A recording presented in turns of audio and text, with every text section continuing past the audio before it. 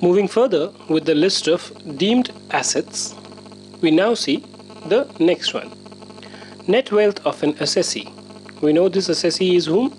He is an individual. Shall include value of the following assets which are held by son's wife. So A is the father, S is the son, and SW is son's wife. So if A transfers any asset to the son's wife, then what happens?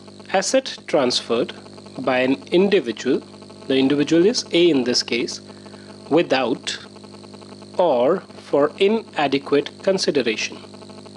So you transfer an asset to son's wife without any consideration or for inadequate consideration directly or indirectly to son's wife. Now whether you transfer it to son and then he transfers it to son's wife, okay, or otherwise, will be included in the net wealth of the individual, which is A.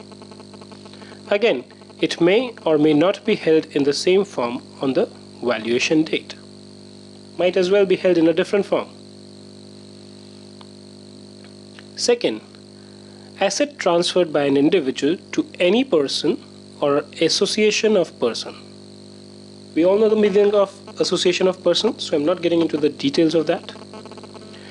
Where such assets have been transferred otherwise than for adequate consideration. So now in this case, what is happening is there is an individual I, there is an association of person, or there is some other person. So he transfers an asset to association of person or any other person otherwise than for adequate consideration, right?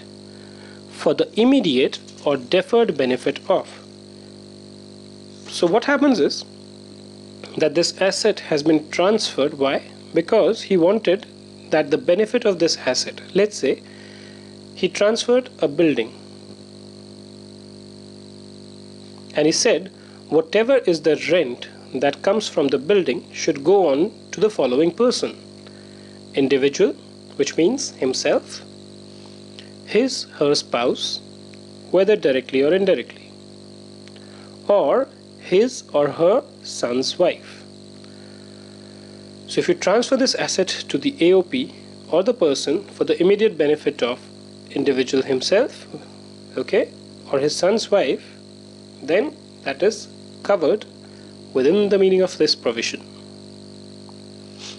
Again, where the conversion happens,